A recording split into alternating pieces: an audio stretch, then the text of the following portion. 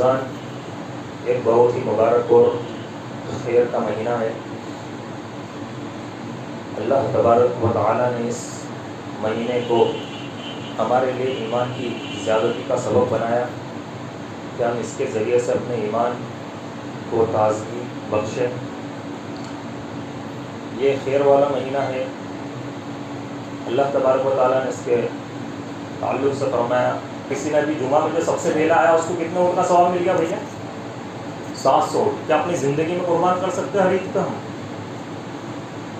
پورا سال ہم تھوڑی سیونگ کرتے، اس کے بعد کچھ دمبے بکرے آتے ہیں۔ اب ذرا آپ سوچئے، یہ اللہ تبارک و تعالیٰ کی رحمت کاملہ، جب یہ دن گزر جاتے ہیں پھر ایک بندہ سوچتا ہے کہ وہ 30 دن کتنے غنیمت تھے کہ نفل کو فرض کا درجہ دے دیا گیا تھا، اس کے بعد بھی میں اپنی مغفرت نہ کرا سکا اور رحمت للعالمین جناب محمد رسول اللہ صلی اللہ علیہ وسلم کی دی ہوئی لعنت کا مستحق بن گیا۔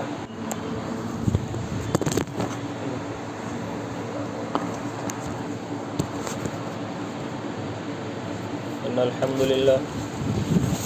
للہ نحمده ونستعینه ونستغفره ونعوذ بالله من شرور انفسنا ومن سيئات اعمالنا، من يهده الله فلا مضل له ومن يضلل فلا هادي له، واشهد ان لا اله الا الله وحده لا شريك له، واشهد ان محمدا عبده ورسوله، ما بعد فان خير الحديث كتاب الله وخير الهدي هدي محمد صلى الله عليه وسلم، وشر الامور محدثاتها وكل محدثة بدعة وكل بدعة ضلالة وكل ضلالة في النار۔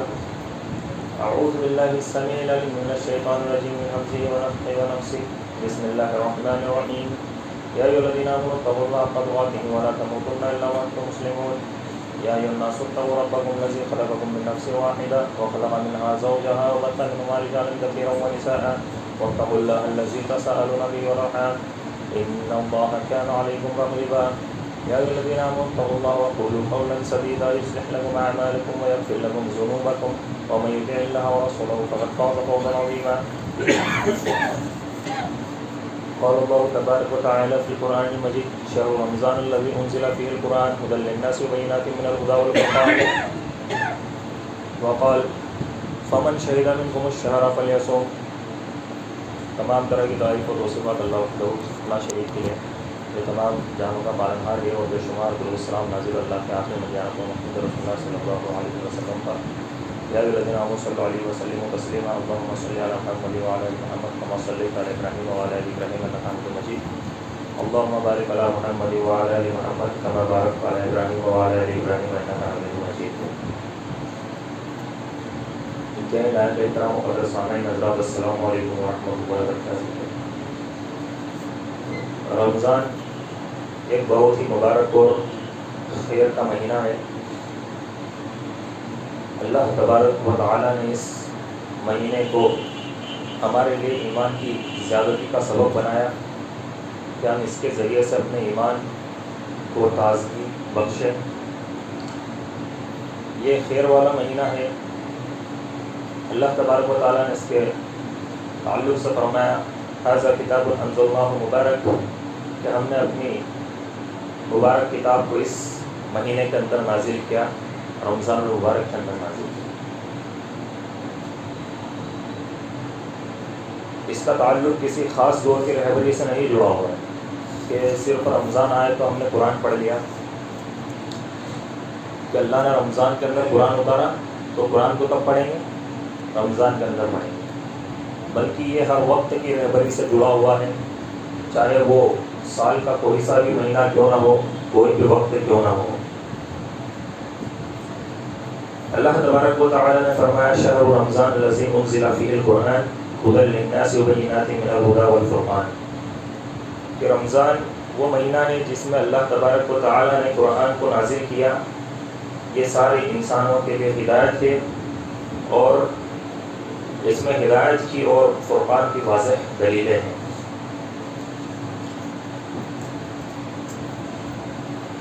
تو یہ انسانوں کے لیے ہدایت ہے، صرف ایک مہینے کے لیے نہیں بلکہ پورے سال کے لیے، اور اس میں ہدایت اور فرقان کی واضح دلیلیں موجود ہیں۔ اور فرمایا فمن شہد منکم الشہر فلیصم، کہ تم میں سے جو رمضان کو پائے وہ اس کے روزے رکھے۔ اس کا مقصد یہی ہے کہ ایک شخص اپنے نفس کی ایسی تربیت کرے کہ وہ تقویٰ گزار بن جائے، کیونکہ تقوی کے بغیر نہ دنیا میں اللہ تبارک و تعالیٰ کی ولایت مل سکتی ہے اور نہ آخرت میں اللہ کی جنت مل سکتی ہے۔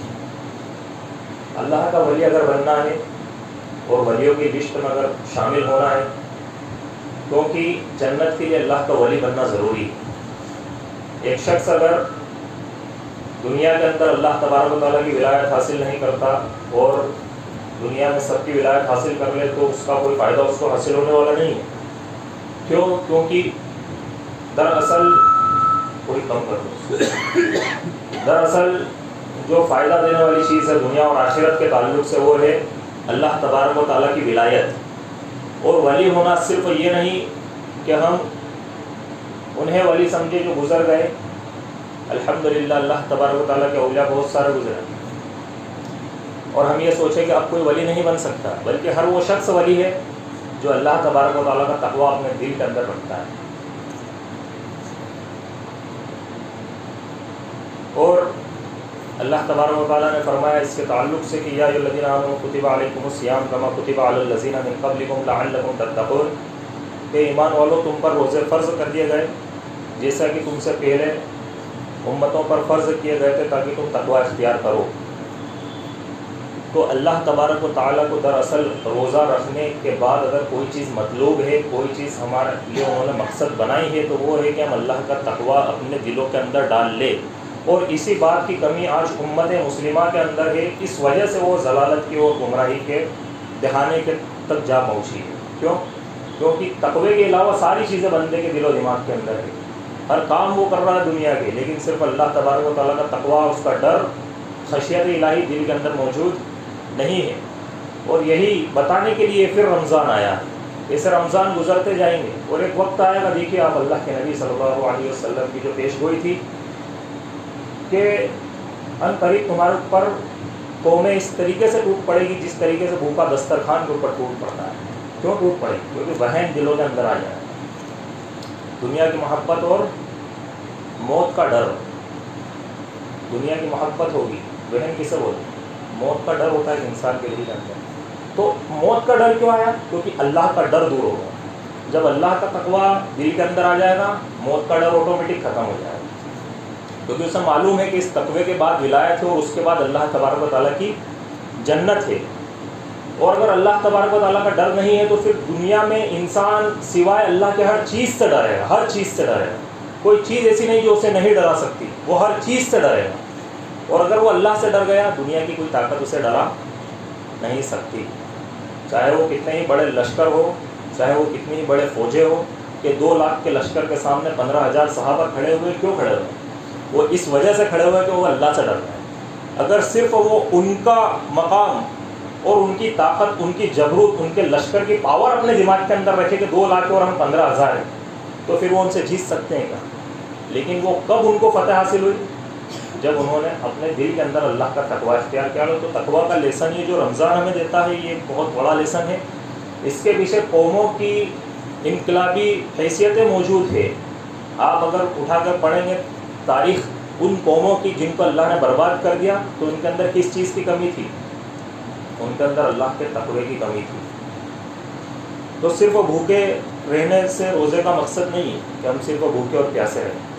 اسی طریقے سے صحیح بخاری کی روایت، اللہ کے نبی صلی اللہ علیہ وسلم نے فرمایا من لم يدع قول الزور والعمل به فليس الله حاجة في ان يدع طعامه وشرابه، کہ جس شخص نے جھوٹ بولنا اور جھوٹ پر عمل کرنا نہ چھوڑا، اللہ عز و جل کو کوئی ضرورت نہیں ہے کہ ایسا شخص اپنا کھانا اور پینا چھوڑ دے۔ یعنی کوئی شخص اگر دن بھر میں 1 بار جھوٹ بولتا ہے، 2 بار جھوٹ بولتا ہے، چاہے وہ 100 بار جھوٹ بولتا ہے، اگر روزے کی حالت میں جھوٹ بولتا ہے، اللہ کو اس کی کھانا پینا چھوڑنے کی کوئی ضرورت نہیں ہے، کہ پھر وہ روزہ ہی نہ رکھے، اس سے اچھا تو۔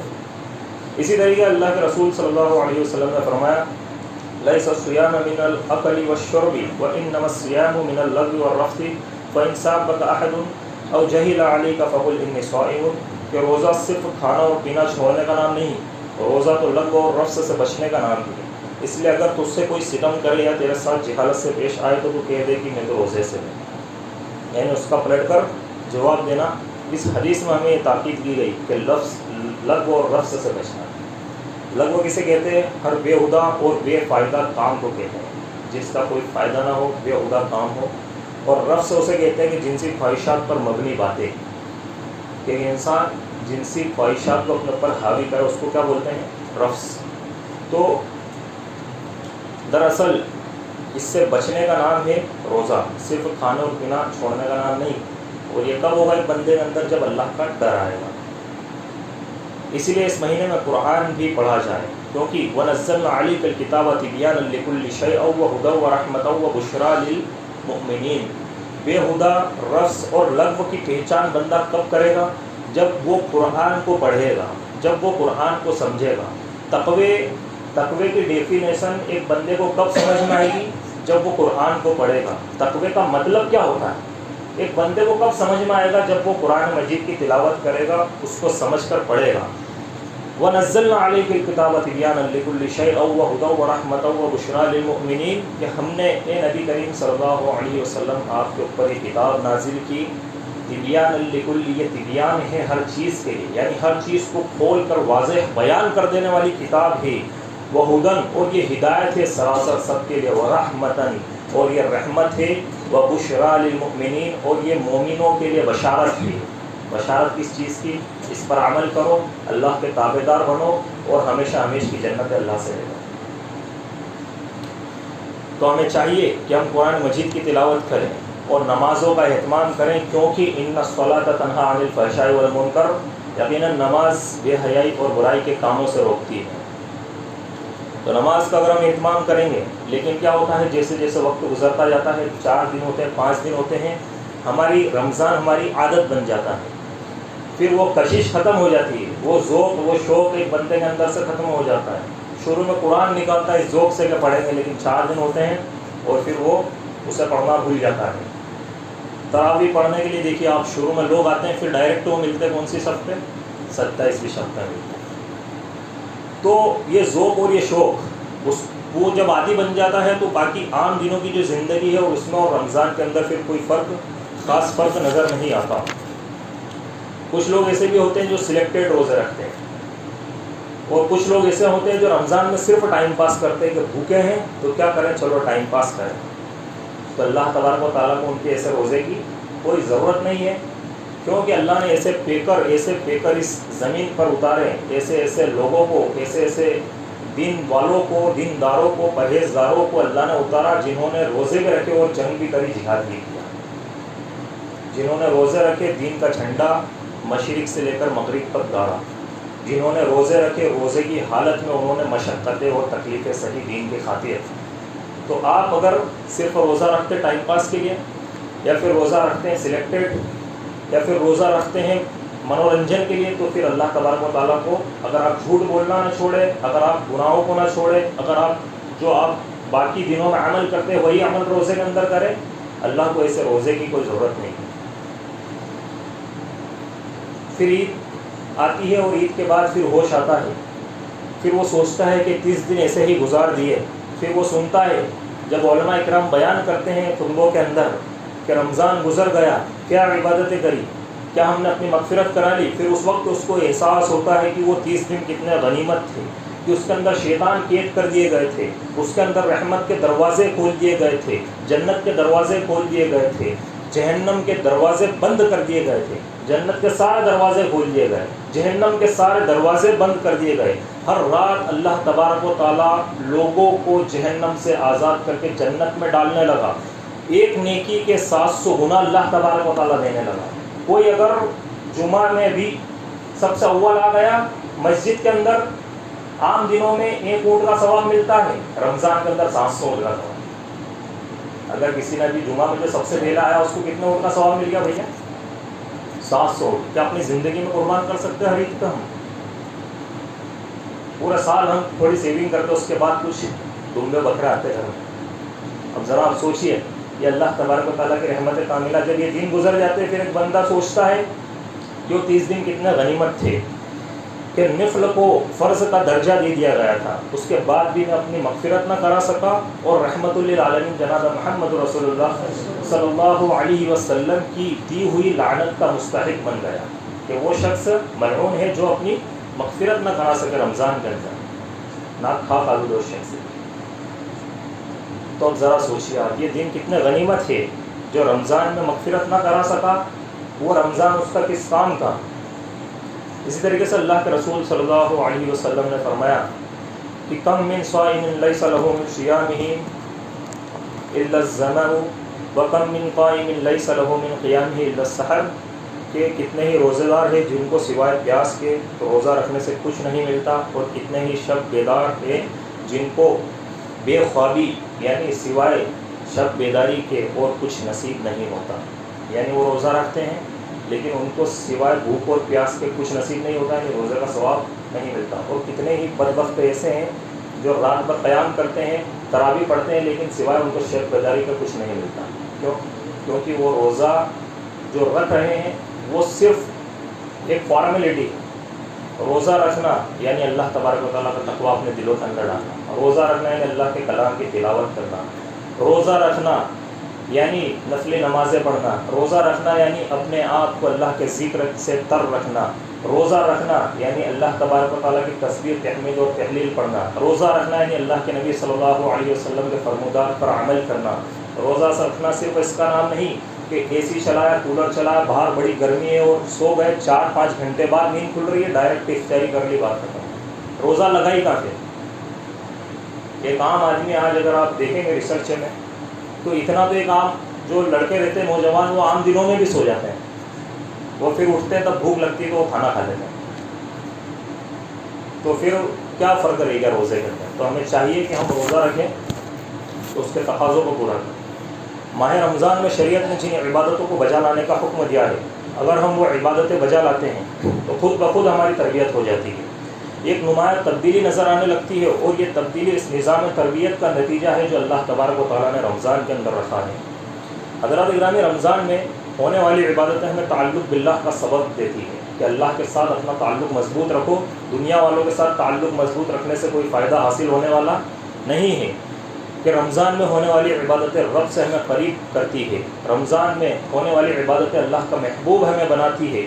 آپ ایک چیز پر ملاحظہ کیجئے کہ پیارے نبی کریم صلی اللہ علیہ وسلم کے سر پر جب نبوت کا تاج رکھا گیا، دعوت و تبلیغ کی عظیم ذمہ داری آپ صلی اللہ علیہ وسلم پر ڈالی گئی. اس ذمہ داری کے لیے پہلے ضروری تھا کہ اللہ سے آپ کا تعلق مضبوط ہو، آپ کا اللہ سے رشتہ مضبوط ہوتا. کیونکہ جن مشکلات کا سامنا داعی اور پیغمبر کو مخلوق اور لوگوں کی طرف سے جھیلنا پڑتا ہے اور کرنا پڑتا ہے، وہ اس پر صبر مطلوب ہے کہ وہ اس کے اوپر صبر کرے. تو نبی کریم صلی اللہ علیہ وسلم کو جن باتوں کی تعلیم دی گئی، سورہ مدثر میں دعوت و تبلیغ کی ذمہ داریاں بتائی گئی، اور سورہ مزمل میں بنیادی طور پر 3 عبادتیں بتائی گئی تعلق کو اللہ تبارک و تعالیٰ سے مضبوط کرنے کے لیے. اور وہ کیا تھی؟ یا ایھا المزمل قم اللیل الا قلیلا نصفہ او انقص منہ قلیلا او زد علیہ ورتل القرآن ترتیلا انا سنلقی علیک قولا ثقیلا ان ناشئۃ اللیل ہی اشد واطعم واقوم قیلا ان لک فی النہار سبحا طویلا واذکر اسم ربک وتبتل الیہ تبتیلا. 3 بنیادی عبادتیں اس کے اندر اللہ تبارک و تعالیٰ سے تعلق مضبوط کرنے کے لیے بتائی گئی کہ اللہ کے پیغمبر سے، اللہ اور پیغمبر صلی اللہ علیہ وسلم کے تعلق کو مضبوط کرنے کے لیے قیام اللیل، قم اللیل الا قلیلا، قیام اللیل یعنی تہجد پڑھنا. تہجد پڑھو، اللہ تبارک و تعالیٰ سے تمہارا تعلق مضبوط ہو جائے گا، تمہارا رشتہ، تمہاری دوستی یہ پائیدار ہو جائے گی، مضبوط ہو جائے گی. ورتل القرآن ترتیلا، اور قرآن مجید کی تلاوت کرو، قرآن مجید کی تلاوت کرو. واذکر اسم ربک وتبتل الیہ تبتیلا، اور ہر وقت اللہ تبارک و تعالیٰ کے ذکر سے اپنی زبان کو تر رکھو، اللہ کا ذکر اپنی زبان پر رکھو. یہ 3 چیزیں، اللہ سے تعلق مضبوط کرنا ہے، اور یہ 3 چیزیں اتنی بھاری کہ جب کوئی نبی بن رہے ہیں اور کوئی دائی بن رہے ہیں تو ان کے مشن میں جو کام میں آ رہی ہے وہ 3 چیزیں ہیں، قیام اللیل. اور اگر ہم غور کریں تو ماہ رمضان میں تینوں عبادتیں موجود ہیں کہ یہ تہجد کا مہینہ ہے، ہم تراویح پڑھتے ہیں، تہجد ہم جو ہے تراویح پڑھتے ہیں تہجد کے لیے. اس کے بعد قیام اللیل ہم اس کے اندر کرتے ہیں. من قام رمضان ایمانا واحتسابا غفر له ما تقدم من ذنبه. اسی طریقے سے اگر کوئی امام کے ساتھ قیام اللیل کرتا ہے، تراویح پڑھتا ہے شروع سے آخر تک، تو اس کے لیے پوری رات کے قیام کا ثواب لکھ دیا جاتا ہے. اگر کوئی امام کے ساتھ پڑھتا ہے تو کیا لکھ دیا جاتا ہے؟ پوری رات کے قیام کا ثواب لکھ دیا جاتا ہے۔ اسی طریقے سے قرآن مجید کی تلاوت ہم کرتے ہیں، قرآن کا مہینہ یہ شہر القرآن ہے، اللہ کا ذکر ہم اس کے اندر کرتے ہیں، ہم دعائیں اللہ تبارک و تعالیٰ سے مانگتے ہیں، اور جسم اور روح کی تربیت اس مہینے میں ہماری ہوتی ہے۔ تو ایک پیغمبر جو تیاری دعوت و تبلیغ کے عظیم مشن کے لیے کرتے ہیں، وہ تیاری اللہ رب العالمین اس مہینے میں بندہ مومن سے کرواتا ہے۔ اور اس کے باوجود کہ اگر بندہ تیار نہ ہو سکے، بندے کے اندر ایمان کی اگر انقلابی کیفیت پیدا نہ ہو سکے، تو پھر رمضان کے اندر ہم نے کیا عبادتیں کی؟ تو اس طرح یہ مہینہ اللہ سے تعلق کا سبق دیتا ہے، ہمارے رب سے جوڑنے کی تربیت دیتا ہے۔ حضرات گرامی، آخرت کی کامیابی کے لیے ایک بنیادی شرط جسے قرآن ضروری قرار دیتا ہے وہ ہے نفس سے لڑنا۔ نفس سے لڑنا، مجاہدہ نفس۔ جب تک ہم اپنے نفس سے نہیں لڑیں گے، ہم اگر اس کی پیروی کرتے رہیں گے، ہم اللہ تبارک و تعالیٰ کے سامنے کھڑے ہوں گے، لیکن ہم اس کیفیت میں، اس حالت میں کھڑے ہوں گے کہ ہم گناہوں سے لبریز ہوں گے، اور ہم اللہ تبارک و تعالیٰ کے سوالات کا سامنا نہیں کر سکیں گے۔ کیوں؟ کیونکہ ہم نے نفس سے لڑائی نہیں کی، مجاہدہ نہیں کیا۔ جس میں وصف نہ ہو وہ جنت پا نہیں سکتا۔ اللہ نے کہا وَأَمَّا مَنْ خَافَ مَقَامَ رَبِّهِ وَنَهَى النَّفْسَ عَنِ الْهَوَىٰ فَإِنَّ الْجَنَّةَ هِيَ الْمَأْوَىٰ۔ کیا فرمایا؟ کہ جو روز قیامت اپنے رب کے سامنے کھڑا ہونے سے ڈر گیا، جنت اسی کے لیے۔ جو روز قیامت اپنے رب کے سامنے کھڑا ہونے سے ڈر گیا، وَأَمَّا مَنْ خَافَ مَقَامَ رَبِّهِ وَنَهَى النَّفْسَ عَنِ الْهَوَىٰ، اور آگے فرمایا وَنَهَى النَّفْسَ عَنِ الْهَوَىٰ، اور نفس کی خواہشات کے آگے اس نے روک لگائی۔ جو اللہ کے سامنے کھڑے ہونے سے ڈر گیا اور نفس کی خواہشات پر اس نے روک لگائی، جنت کس کے لیے ہے؟ جنت اسی کے لیے ہے۔ لیکن ہم 99% صرف اور صرف اپنے نفس کی پیروی کرتے ہیں، ہم اپنے نفس کے پیچھے جاتے ہیں، نفس کو اچھا لگتا ہے وہ کام ہم کرتے ہیں، اور اللہ تبارک و تعالیٰ کے حکموں کو اور فرامین کو، اللہ کے نبی صلی اللہ علیہ وسلم کے فرمودات کو، اللہ کے قرآن کو ہم پش پشت ڈال دیتے ہیں، تاک کے اندر سزا کر رکھ دیتے ہیں کہ یہ رمضان میں کھلے گا صرف، اور رمضان میں بھی کھلے گا تو صرف ہمیں اس کو مکمل کرنا ہے، اس کے علاوہ کچھ اور نہیں کرنا۔ باقی کرنا ہے 11 مہینے تو اپنے نفس کی پیروی کرنی، کیونکہ نفس سے اچھا ڈائریکشن کوئی نہیں دیتا ہمارے لیے، یہی اصول ہے۔ تو یاد رکھیے کہ کل اللہ کے سامنے یہاں جتنے بیٹھے ہیں، اس کائنات کے اندر جتنی موومنٹ ہو رہی ہے، جتنے لوگ ہیں، چاہے وہ آسمانوں میں ہو، چاہے زمین میں ہو، چاہے سمندر میں گوتے مار رہے ہو، یا کدھر بھی ہو، ان سب کو اللہ لا کھڑا کرے گا، اور ان کے ایک ایک ذرے کے برابر عمل کو اللہ پیش کر دے گا، اور ان کو اللہ کا سامنا کرنا ہی پڑے گا۔ اللہ کا سامنا ہر بندے کو کرنا پڑے گا۔ تو نفس کی اگر پیروی کریں گے تو اللہ کا سامنا کیسے کریں گے؟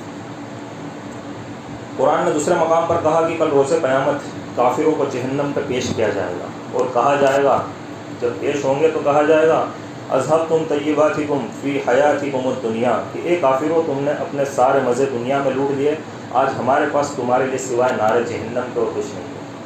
یعنی آج تم یہ نار جہنم لو، اس کے علاوہ تمہارے لیے ہمارے پاس اور کچھ نہیں ہے۔ تو یہ آیت آخرت کی کامیابی کے لیے جینا سکھاتی ہے۔ اور روزے جیسی عظیم عبادت یہ ہمارے نفس کی خواہشات کو بڑے اچھے طریقے سے کچل کے رکھ دیتا ہے۔ اسی طریقے سے آخری بات رکھ کے اپنی بات کو ختم کروں گا۔ رمضان کے مہینے میں گناہ سے بچنے کی تربیت ہمیں ملتی ہے، زبان کی تربیت ہمیں ملتی ہے، نگاہوں کی تربیت ہمیں ملتی ہے، فکر و خیالات کی تربیت ہمیں ملتی ہے، قدموں کی تربیت ہمیں ملتی ہے، کانوں کی تربیت ہمیں ملتی ہے، ہاتھوں کی تربیت ہمیں ملتی ہے، ان تمام چیزوں کی تربیت ملتی ہے کہ ایک بندے کو اللہ تبارک و تعالیٰ، جب بندہ اللہ کی طرف رجوع کرتا ہے، حدیث قدسی ہے جو پہلے بیان کی گئی تھی کہ پھر اللہ تبارک و تعالیٰ کے لیے اس کے ہاتھ اٹھتے ہیں جو اللہ رب العالمین چاہتا ہے، اس کے قدم اسی طرف چلتے ہیں جدھر اللہ کی رضا ہوتی ہے، اس کے کان وہی بات سنتے ہیں جس میں اللہ کی رضا ہوتی ہے، اس کی آنکھیں وہی چیز دیکھتی ہے جس میں اللہ کی رضا ہوتی ہے۔ ایک انسان گناہوں کا پتلا ہے اور مجسمہ ہے، اس سے گناہ کبھی بھی ہو سکتے ہیں، وہ سرزد گناہ بھی کرتا ہے، جان بوجھ کر بھی کرتا ہے، اور انجانے میں بھی گناہ کرتا ہے، لیکن کل بنی آدم خطاؤن خیر الخطائین التوابون، ہر انسان گناہ گار ہے، لیکن ان میں سے بہتر وہ ہے جو کیا کر لے، جو فوراً توبہ کر لے، فوراً رجوع کر لے۔ اور لیکن اگر ہمارے دل گناہوں پر آمادہ ہو گئے اور ہم گناہ پر گناہ کیے جاتے، گناہ پر گناہ کیے جاتے، وہ توبہ نہیں کرتے، تو یاد رکھ لیجئے کہ ابن آدم کے سینے پر ایک سیاہ دھبا پڑ جاتا ہے گناہوں کی وجہ سے، بخاری کی روایت، ابن آدم کے سینے پر گناہوں کی وجہ سے ایک سیاہ دھبا پڑ جاتا ہے، اگر وہ توبہ کرتا اللہ اپنے فضل و کرم سے اس دھبے کو مٹا دیتا ہے. لیکن اگر وہ چلتا جاتا ہے نفس کی پیروی کرتا، گناہوں پر چلتا ہے اور اصرار کرتا ہے، اپنے آپ کو سب سے بڑا ترہ خواں سمجھتا ہے، تو پھر کیا ہوتا ہے؟ اللہ رب العالمین نے فرمایا کہ وہ جو دھبا ہے توبہ کی وجہ سے مٹ جاتا ہے. اگر وہ گناہوں پر اصرار کرتا ہے تو ہم اس دھبے کو اس کے قلب و جگر پر مفلوج کر دیتے ہیں، یعنی اس کا پورا دل شیعہ ہو جاتا ہے اور پھر وہ گمراہی میں بہت دور نکل جاتا ہے. یاد رکھیے کہ اللہ تبارک و تعالیٰ سے توبہ کیجیے. اور یہ رمضان جو ہے یہ سیزن ہے نیکیوں کا، یہ سیزن ہے توبہ کا، اور اس میں اللہ سے اپنے گناہ معاف کروا لیجیے، کیونکہ اس میں نہیں معاف کرا سکے باقی 11 مہینہ ہم نہیں کرا سکتے. اور پھر یہ رمضان ملا ہے معافی کے لیے، مغفرت کے لیے، اور اس کے بعد پھر جب اللہ رمضان آئے گا تو ہو سکتا ہے کوئی نہ ہو، کیونکہ اللہ نے تقدیر لکھی ہے. ہم کسی کی ذمہ داری، آپ کسی کی ذمہ داری، آپ اپنے آپ کی ذمہ داری، اپنے گھر والوں کی ذمہ داری لے سکتے ہیں. کون کتنے سال جیے گا بتائیے آپ؟ یہ نفس ہے، اور اس میں سے روح کا نکلنا صرف ایک کام ہے کہ ایک انسان کا کام تمام ہو جائے. صرف ایک روح اللہ نے ڈالی ہے، اس کو اللہ نکال دیتا ہے، اور وہ اس کی مرضی سے نکالتا ہے. تقدیر اللہ نے لکھی ہے. کل کیا ہوگا کسے معلوم ہے بتائیے آپ؟ کوئی جانتا ہے کل کس کے ساتھ کیا ہونے والا ہے؟ اللہ رب العالمین ہمیں اس رمضان میں مکمل رمضان گزارنے اور توبہ کرنے کی اور عمل کرنے کی توفیق دے، اور اگلے رمضان بھی اللہ میں باقی رکھ. اور تو ہمیں ہماری زندگی کے اندر جب تک رمضان عطا کر، صحت و تندرستی کے ساتھ عطا کر، اور نعمت اور توفیق اور ہدایت کے ساتھ عطا کر کے ہم اس میں عمل کریں. صرف ہم رمضان کو ٹائم پاس جیسے نہ گزرنے دیں، رمضان کی اہمیت کو ہم سمجھیں. ایک صفت اور پیدا ہوتی ہے، وہ ہے صبر و تحمل. اسی طرح عبادت میں شریعت نے ہمیں مجاہدے کا حکم دیا. وجاہدوا فی اللہ حق جہادی، اللہ کے دین کے لیے مجاہدہ کرو. شریعت کے مطابق انتھک محنت کرنی ہے، اپنی مرضی کے مطابق نہیں کرنی. اللہ کے نبی صلی اللہ علیہ وسلم سے کہا گیا کہ آپ کے اگلے اور پچھلے گناہ معاف ہے. آپ کو معصوم عن الخطا اللہ کے نبی صلی اللہ علیہ وسلم اللہ نے بنا دیا. تو آپ اتنی عبادتیں کرتے ہیں راتوں کو جاگ جاگ کر کہ آپ کے پیروں کے اندر ورم پڑ جاتا. اللہ کے نبی صلی اللہ علیہ وسلم نے فرمایا افلا اکون عبدا شکورا، کہ بتاؤ کیا میں اللہ کا شکر گزار بندہ نہ بنوں؟ یعنی وہ اس مقام پر، ولایت کے اس مقام پر، نبوت کے اس مقام پر، سرتاجی کے اس مقام پر، لیڈر کے اس مقام پر، امام الانبیاء، اس کے باوجود معمول کیا اتنی عبادتیں کر رہے ہو. جب کوئی ان کی عبادتوں کی تعریف کرتے ہوئے ان کو اس بات کی کیفیت یاد دلا رہا تو کہہ رہے ہیں کہ کیا میں اللہ کا شکر گزار بندہ نہ بنوں؟ تو اللہ کی بندگی کے راستے میں جو تکالیفیں آتی ہیں تو ان کو خوشی خوشی ایک انسان کو قبول کرنا چاہیے اور برداشت کرنا چاہیے. وَلِرَبِّكَ فَاصْبِرْ، اور اللہ کے لیے صبر کرنا چاہیے. یہی روزہ ہمیں ترغیب دیتا ہے صبر کرنے کی.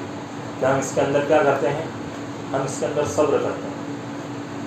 یہ صبر کا مہینہ ہے. ایک انسان بھوک اور پیاس میں ہوتا ہے، اس کا گلا خشک ہو جاتا ہے، اس کے پیٹ کے اندر پتھر باندھنے کی نوبت آ جاتی ہے، پیٹ میں چوہے دوڑتے ہیں، بھوک اس کو لگتی ہے، شدید پیاس لگتی ہے. ابھی اتنی گرمی نہیں ہے، لیکن ایک گرمی کا موسم ایسا بھی ہوتا ہے کہ یہ شیڈ بہت گرم ہوتے ہیں، یہاں بیٹھنے میں 1 گھنٹے میں حالت خراب ہو جاتی ہے.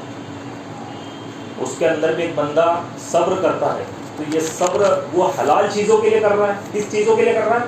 اس کے سامنے حلال کھانا موجود ہے، حلال پھل موجود ہے، حلال مال موجود ہے، تمام چیزیں حلال ہے، حلال پانی موجود ہے. اس کے باوجود ایک بندہ ان کو چھوتا نہیں ہے. کیوں نہیں چھوتا؟ وہ صبر کرتا اللہ کے حکم سے.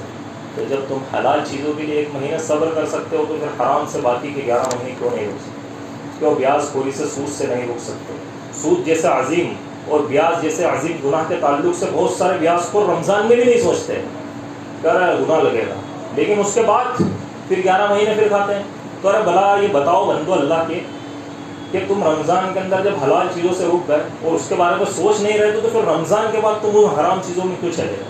جبکہ تمہارے لیے حلال سے بھی اللہ نے تمہیں روک دیا تھا. اپنی رضا کے لیے کہ رکو، تمہیں صبر کرنا ہے. اسی طرح ماہ رمضان ہماری انسانیت نوازی کی تربیت کرتا ہے، غریبوں سے ہمدردی کا سبق دیتا ہے. جہاں اللہ کے حقوق تم روزے نماز کے ذریعے ادا کر رہے ہو، وہیں زکوٰۃ اور صدقہ فطر کے ذریعے ضرورت مند مخلوق کے حق بھی ادا کرنا نہ بھولو. روزہ ہمیں کہتا ہے کہ یہ مالدار انسان، سال کے 11 مہینے تو بھوکا پیاسا نہ رہا. اللہ نے تجھے سال کے 11 مہینے اچھے سے کھلایا، تیرے رب نے تجھے حال میں کھلایا.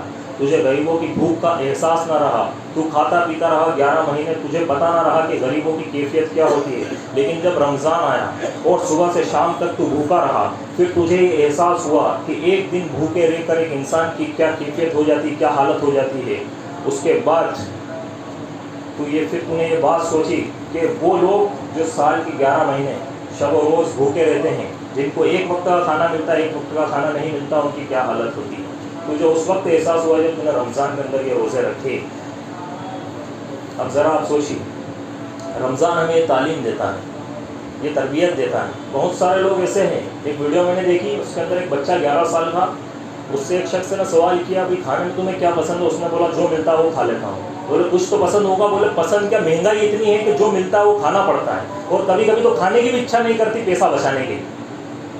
کبھی کبھی تو 11 سال کا بچہ، بولے چھوٹے بھائی کو پڑھانا پڑتا ہے، گھر والوں کو دیکھ بھال کرنی پڑتی ہے، پیسہ گھر میں دینا پڑتا ہے، اب وہ کیا کماتا ہوگا، کیا کھاتا ہوگا؟ بتائیے کیا کیفیت ہے اس کی، کہ کھانے سے ایک انسان کو نفرت ہو گئی صرف جینے کے لیے۔ کس چیز کے لیے؟ جینے کے لیے ایک بندے کو کھانے سے نفرت ہے۔ یہ کیفیت ہے بندوں کی، اٹھو اور دیکھو دنیا کے اندر، اور اسی بھوک اور پیاس کو محسوس کرنے کے لیے اللہ نے روزے دیے، اس کے باوجود اپنے مالوں کو سمیٹ کے رکھ لیتے، وہ زکوٰۃ ادا نہیں کرتے، صدقہ و خیرات نہیں نکالتے، بھوکے کو کھانا نہیں کھلاتے، باہر نکل کر لوگوں کو نہیں دیکھتے، گشت نہیں لگاتے، تو پھر اس بھوکے اور پیاسے رہنے سے کیا مطلب کہ جس کے اندر ہمیں احساس نہ ہو۔ اللہم انی اسألک فعل الخیرات وترک المنکرات حب المساکین، کہ اللہ میں تجھ سے بھلے کاموں کے کرنے کی توفیق مانگتا ہوں، برے کاموں سے بچنے کی توفیق مانگتا ہوں، اور مجھے تو میرے دلوں کے اندر مسکینوں کی محبت کو پیدا کر دے۔ تو رمضان یہ ہمیں ان تمام چیزوں کی تعلیم اور تربیت دیتا ہے، اور ہمیں ایک مضبوط مسلمان بناتا ہے۔ یہ رمضان المبارک آیا ہے، آپ دیکھیے آج امت مسلمہ کا کیا حال ہے، ہر طرف شرک اور بدعت کے دلدل کے اندر گھسے ہوئے ہیں، ہر طرف، اور اس کے بعد پھر کہتے ہیں کہ اللہ تبارک و تعالیٰ سنتا نہیں۔ اللہ رب العالمین کیسے سنیں؟ اللہ رب العالمین اس وقت کی عبادت، اس بندے کی عبادت کیسے قبول کرے گا جو شرک اور بدعت کے اندر الجھا ہوا ہے؟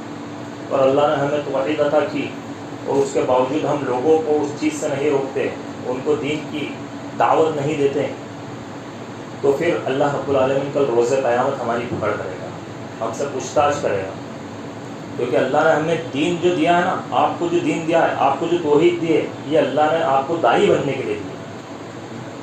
یہ اللہ نے آپ کو کس لیے دی ہے؟ اللہ نے آپ کو چنا ہے۔ یہ ذرا سوچیے، آپ لاکھوں لوگوں کے اندر اللہ نے آپ کو ہدایت کیوں دی؟ کیا اللہ کی مرضی کے بغیر پتا بھی زمین پہ گرتا ہے؟ اللہ کی مرضی کے بغیر ایک ذرہ ادھر سے ادھر نہیں ہو سکتا۔ اللہ کی مرضی کے بغیر ایک کیڑا پتھر کے اندر، پتھر پہ کہ اس کے اندر کا کیڑا غذا نہیں کھا سکتا۔ اللہ رب العالمین اتنی بڑی کائنات کو چلا رہا ہے، اس نے آپ لوگوں کو ہدایت دی، کس لیے دی؟ داعی بننے کے لیے، تاکہ ہم کیا کریں؟ اللہ رب العالمین کے دین کی دعوت یہ ان لوگوں تک پہنچا دے۔ اللہ کے نبی صلی اللہ علیہ وسلم نے جب پوری نبوت کا نچوڑ اور سار صحابہ تک پہنچا دیا، پوری دعوت و تبلیغ صحابہ تک پہنچا دی، پورے دین کو صحابہ تک پہنچا دی، اس کے بعد کہا بلغوا عنی ولو آیہ، کہ آگے پہنچاؤ چاہے ایک آیت کیوں نہ ہو، اور کہا کہ کیا میں نے اپنی نبوت کا حق ادا کر دیا؟ کیا میں نے اپنی رسالت کا حق ادا کر دیا؟ صحابہ نے کہا کہ بلا یا اللہ کے نبی صلی اللہ علیہ وسلم، کیوں نہیں، بالکل آپ نے اپنی نبوت اور رسالت کا حق ادا کر دیا۔ تو ہمیں چاہیے کہ ہم اپنی کمر کسیں اور مسلمان بن کر زندگی گزاریں، صرف ہم فارمیلٹی کے حساب سے نہیں زندگی گزاریں، ایک مسلمان بنے، اللہ کی ولایت کو قبول کرے، اور اللہ رب العالمین سے اپنا تعلق مضبوط کرے۔ دنیا میں ہم جتنا لوگوں سے تعلق مضبوط کرنے کے لیے انرجی ویسٹ کرتے ہیں، ہم دنیا کے اندر کیا نہیں کرتے کہ ارے اس بڑے سے میری پہچان ہو جائے، اس بڑے سے میری پہچان ہو جائے، میں اتنا مالدار بن جاؤں تو لوگ مجھے پہچاننے لگے، میری اتنی بڑی جو ہے سمپتی ہو جائے، ساری چیزیں ایک انسان کرتا ہے، لیکن اس کو حاصل کیا ہوتا ہے؟ کیا آخری میں اس کے ایک بھی درہم یا ایک بھی دینار اس کے کام میں آ سکتا ہے؟ نہیں آ سکتا، بلکہ اس کے جو کام میں آنے والی چیز ہے وہ کیا ہے؟ اس کے اعمال ہے، اس کا تقویٰ ہے، اللہ کا ڈر ہے، اللہ کی ولایت ہے، اللہ کی محبت ہے، اللہ کا تعلق ہے، اللہ کا رشتہ ہے۔ اگر اللہ سے رشتہ مضبوط ہوگا، کرام کاتبین جو ہے وہ آئیں گے اور اس کے حق میں جو ہے فیصلہ بہتر سنائیں گے۔ آخر میں اللہ رب العالمین سے دعا ہے کہ اللہ کہنے اور سننے سے زیادہ عمل کرنے کی توفیق عطا فرمائے۔ ایک اور بات وہ یہ کہ تراویح جو ہے ہم کوشش کریں جماعت کے ساتھ پڑھنے کی۔ جو لوگ جو ہے گھروں پر پڑھتے ہیں انہیں چاہیے کہ جماعت کے ساتھ تراویح پڑھیں۔ اللہ کے نبی کی حدیث من قام لیلۃ القدر ایمانا واحتسابا غفر له ما تقدم من ذنبه۔ اس طریقے سے اللہ کے نبی نے فرمایا من قام رمضان ایمانا واحتسابا غفر له ما تقدم من ذنبه، کہ جو رمضان کے اندر ایمان اور احتساب کی نیت سے ایمان کے ساتھ قیام کرتا ہے، تراویح پڑھتا ہے، تو اللہ رب العالمین اس کے پچھلے گناہوں کو معاف کر دیتا ہے۔ آخر میں اللہ سے دعا ہے کہ اللہ نے کہنا اور سننے کا عمل کرنے کو